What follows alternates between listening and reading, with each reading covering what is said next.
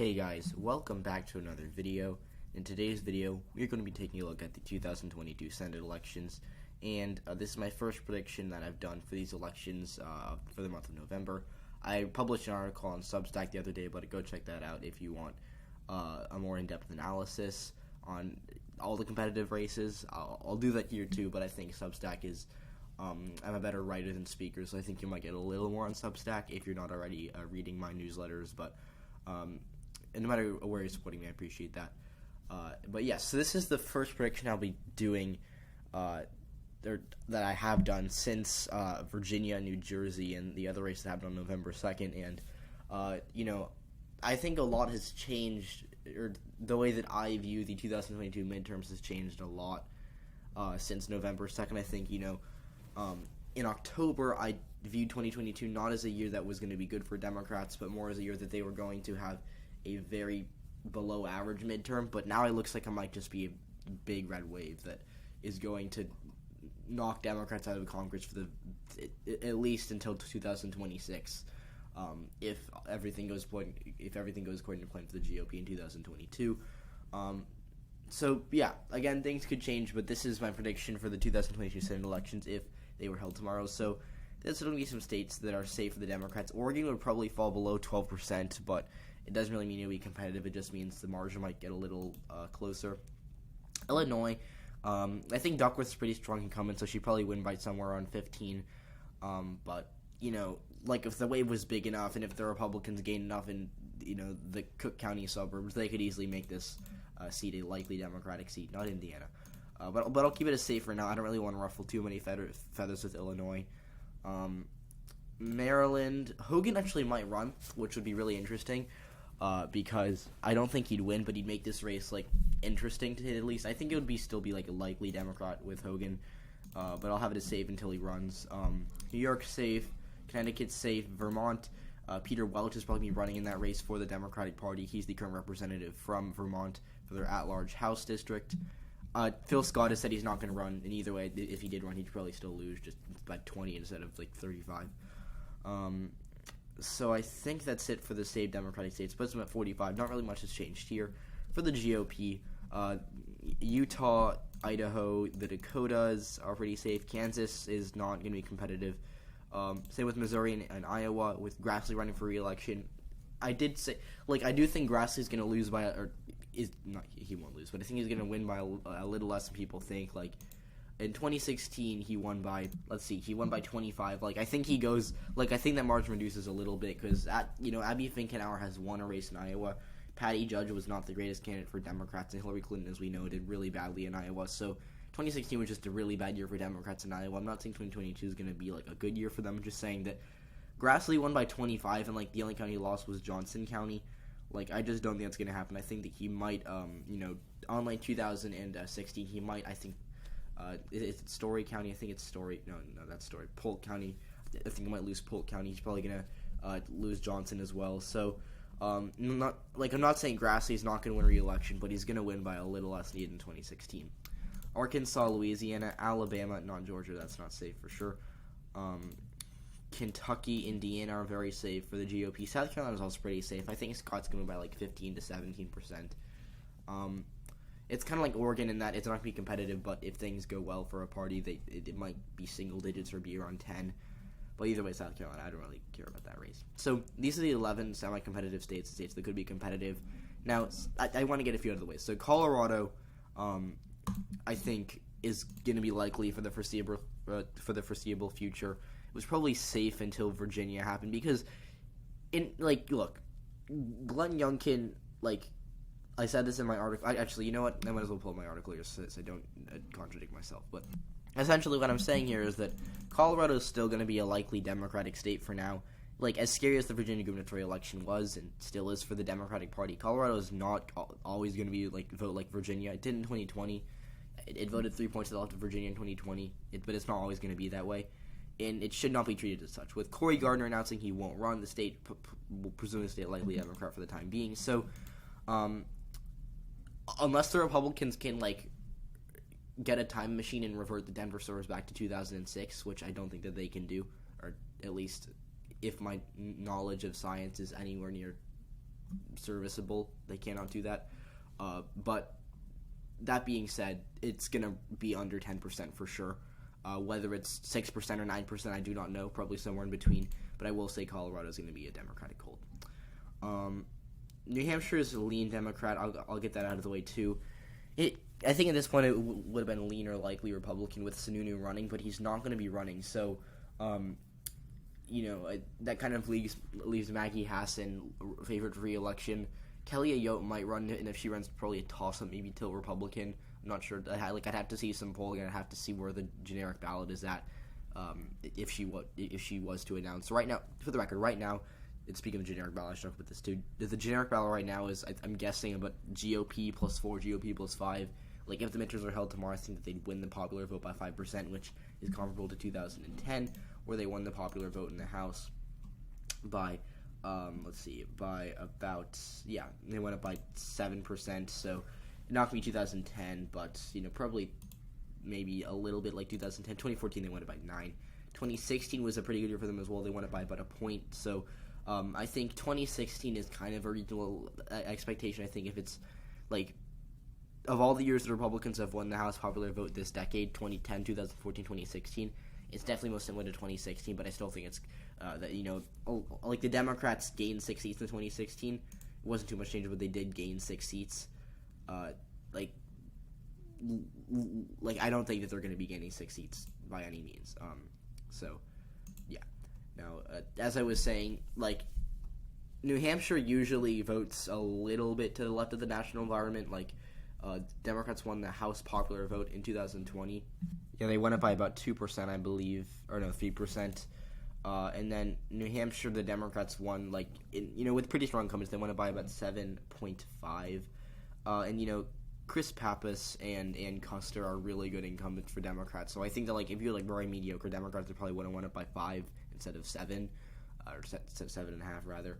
So, if New Hampshire's voting 3 or 4 to 5% to the left of the national environment, it would usually be a toss-up if say the environment's GOP plus 5 and New Hampshire votes 4% to the left of the environment like they did in 2020.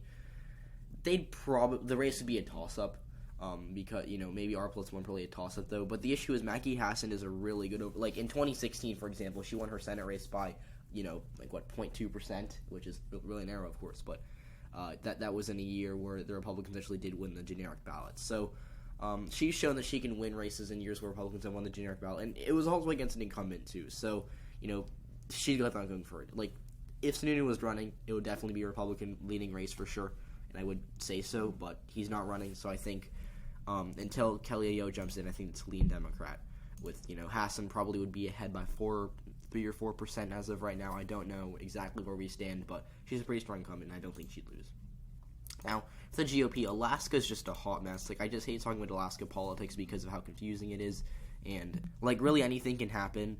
Ranked choice voting makes it better for Lisa Murkowski because she's going to get a lot of Democrats voting for her second ahead of Kelly Tshibaka. But she still probably moves that primary to Kelly Tshibaka. I don't really know too much about the demographics of the Alaska Republican Party.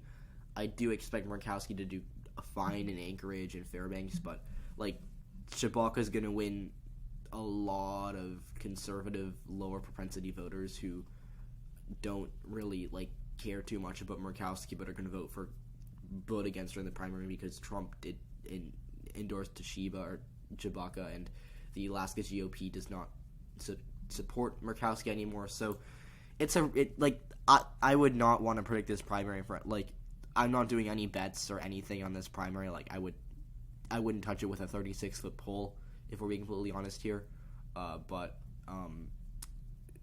I will say that whether it's Murkowski or Tshibaka, I'm going to give it to the GOP no matter what, probably by about 10 to 15%, somewhere in that range.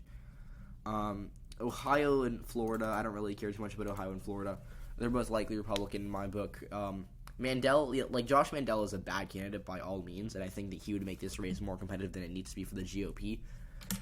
But to win Ohio, or to be favored in an Ohio Senate race, the national environment, for me at least, would have to be at least D plus 5 or 6, which is not going to happen unless something crazy changes within the next 11 and a half months. So again, and this is if it was held tomorrow, anyways. So if it was held tomorrow, I'd expect Josh Mandel to win by 9 or 10%. If it was like J.D. Vance or maybe even James Timken, this race would probably be like a 2016 all over again. Because in 2016, Rob Porter won re-election by like 20%, if I recall correctly. He beat Ted Strickland, who is not a bad candidate by any means, by 21%. He even almost won Cuyahoga County, or not almost, but he did really well for a Republican. He only lost by 18. He even managed to win, areas like Summit County. I think he won. No, he didn't win Lucas County. Yeah, he lost Lucas County, but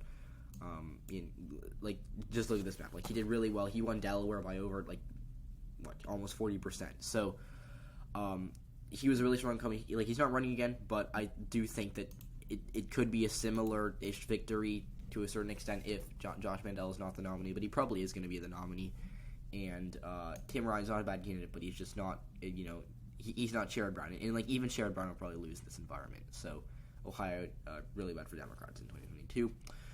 Florida, Marco Rubio is going to cruise to re-election. I originally thought that it was going to be kind of close because Val Demings is a good candidate, and her campaign looks to be getting off to a good start. But the Democrats in Florida are in a lot of trouble. The national environment, like I said, and I'll bring it up again. If the GOP is winning the generic ballot by 5% or anywhere close to that, the Democrats are probably losing Florida by 10. And I don't even mean this as a joke, because in 2020, Biden lost Florida by 3, winning the popular vote by 4.4. So that's the 7.7%, exactly. Florida voted nearly 8% to the right of the country, meaning the Democrats would need to win the popular vote by 7 or 8% for Florida to be a toss-up, and even then the Democrats would find a way to lose it because it's Florida, of course. Marco Rubio is going to cruise. He might. At this point, he probably wins Miami-Dade. This is not a shot at Val Demings, but she's not going to win in an environment that's favoring the Republicans, where Marco Rubio is very popular and where virtually every group in Florida, except for suburban voters in Pinellas County, are trending against Democrats. Democrats lost their party registration edge in Florida. And in 2020, they held 100,000 to 200,000 party registration edge when they lost it by 3. They're not losing in party registration in Florida. Over the past year, hundreds of thousands of people have said, I'm not a Democrat anymore, and they're not going to probably be voting Republican because they're mad at the Democratic Party. This is really bad for Florida Democrats. And they're going to get, honestly, I would not be surprised if they get annihilated in the House elections too, because with the way Florida's trending, it's just getting really, really bad for Democrats. So I would say this is likely Republican, closer to safe than lean, if I'm being completely honest here. Now, for these more competitive, actually, no, we're not going to do that yet. In North Carolina, I'll put as lean, but it's basically likely. I'm not putting it as likely because I think it's a little too much, but it's still. North Carolina is still not going to be competitive. I think Beasley is a decent candidate, but she's just not getting the numbers she needs out of really any demographic in the polling we've seen. And again, it is polling, so I could be totally wrong. And like I said, I do not trust polling, but if you're a Democrat and you're losing in your own internals in North Carolina, that's just bad. Cal Cunningham was supposed to win by 3% on election day in 2020, and he got beaten pretty badly relative to what should have happened. So, I don't really want to talk about North Carolina too much because I think it's kind of not interesting. The Republicans are this is titanium GOP plus 4 or 5. I would not be surprised if the Republicans win it at by under a point, but they're probably going to win it by 5. I guess I'll elaborate because that sounds weird, but this race will be close but not competitive in that, I think the GOP is going to be favored by virtually everyone.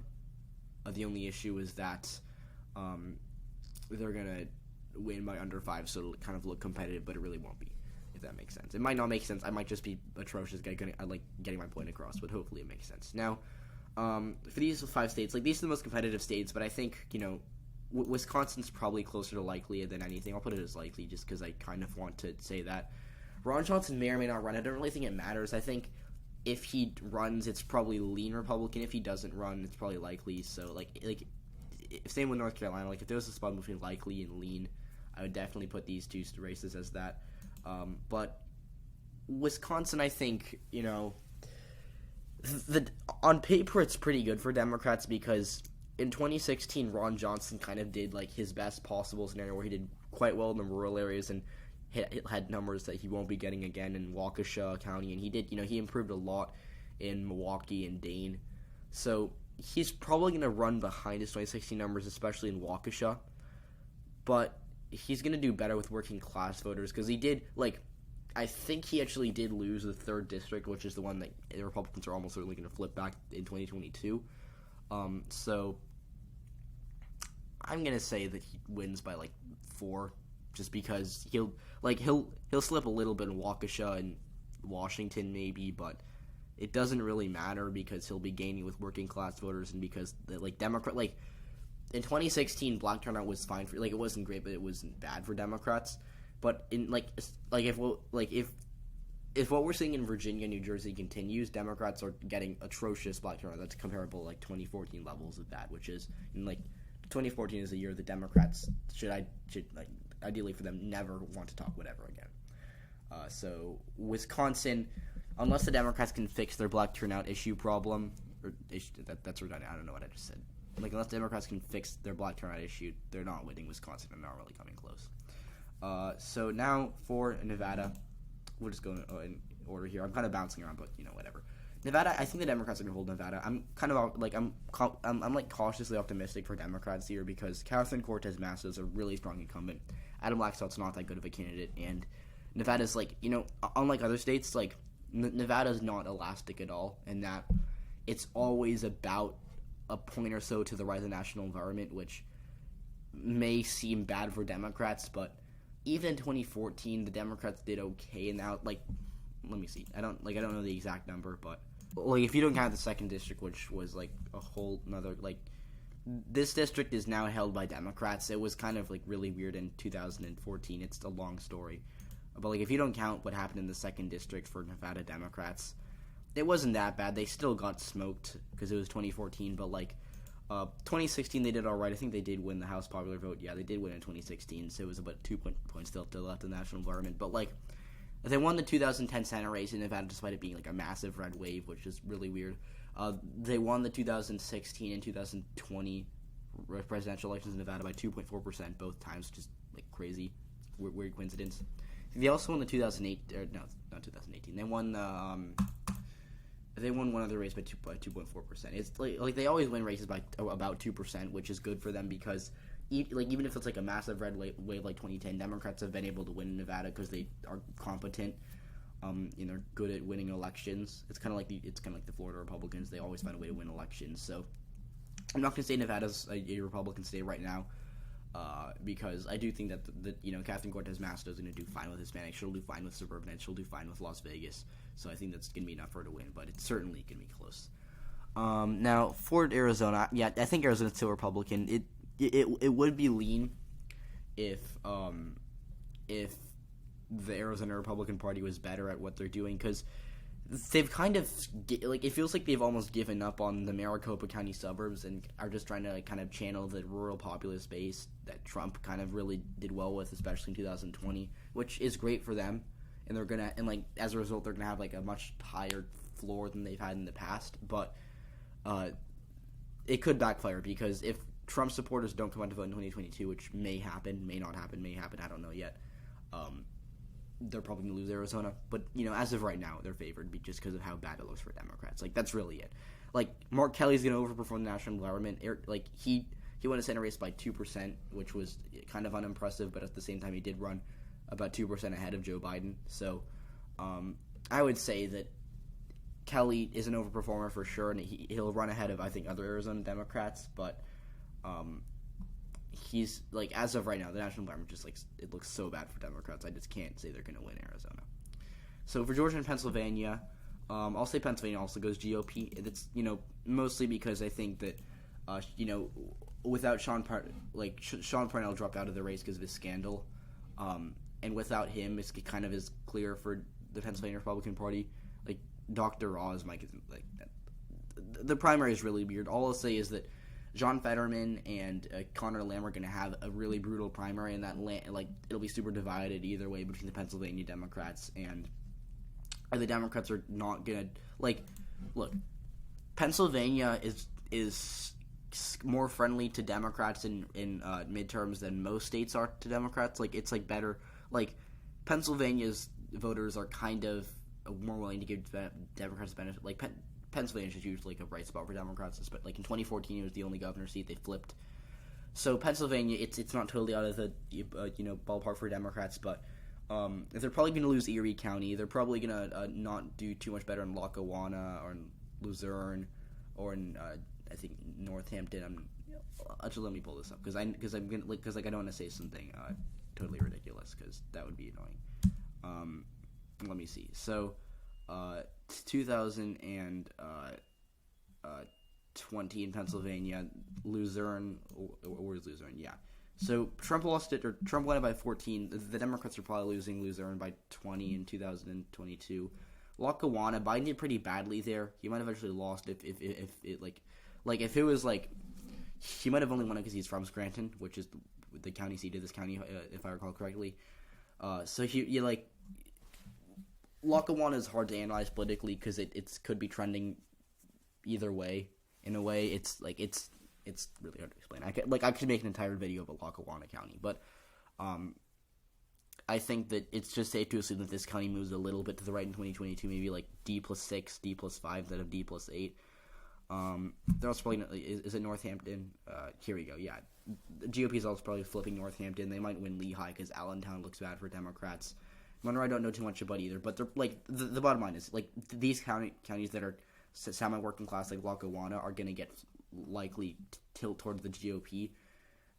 And Biden did really well in Chester, Montgomery, and Bucks. Bucks is probably going to flip. Montgomery's going to be pretty close. Chester's going to be pretty close. I think it'll be like a 10-point win for Democrats instead of the 17-point win they had. And Montgomery's going to stay blue. But Chester and Bucks are going to be pretty bad for Democrats. So, even though they'd be following the rules even more, it doesn't matter because they'll just be doing so badly in Chester and Bucks. Unless something changes in a very big way, I don't see them. Democrats are getting killed in the suburbs right now, and that's probably going to continue. And so Chester and especially Bucks are going to get a lot closer. Like I said, Bucks probably going to flip towards the Republican Party because it was only a 4-point victory for Joe Biden, and he did really well in Pennsylvania for a Democrat in the suburbs at least.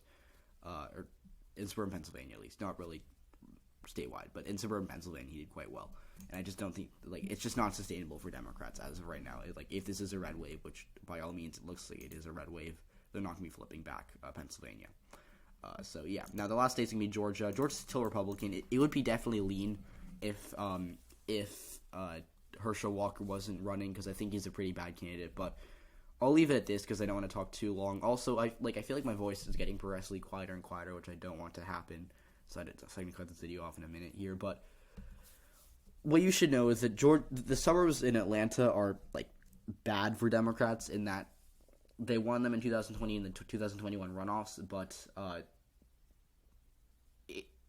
if Loudoun County, Virginia trended, I think 7% to the right in 2021 in Glenn Youngkin. If we see that in Henry, Cobb, or Gwinnett, the GOP is winning Georgia by 2%. I'm not saying that's going to happen because I think Georgia is trending faster towards Democrats than Virginia is, but I do think that Democrats are they had really narrow victories in Georgia in 2020 and 2021 because they did so well in the suburbs. If they slip a little bit, they're losing Georgia. That's what's going to happen. If Herschel Walker wasn't the GOP nominee, he'd probably be lean and they'd probably be winning by a lot more. But since he's a bad candidate, Warnock has a better chance. So, yeah. So Georgia could be a lot better for the GOP too. But they're still leading it, in my opinion, as of right now, just because of how bad things look for Democrats. This is a really bad time to be a Democrat. This is probably the worst time to be a Democrat since the aftermath of Trump winning. And pretending it's not is kind of what I want to avoid doing because even if this does not reflect my political views, it's my job to be impartial. So this is what I think is going to happen as of right now. So thanks for watching this video. If you enjoyed, please leave a like, subscribe to the channel if you haven't already, and I'll see you all in the next one.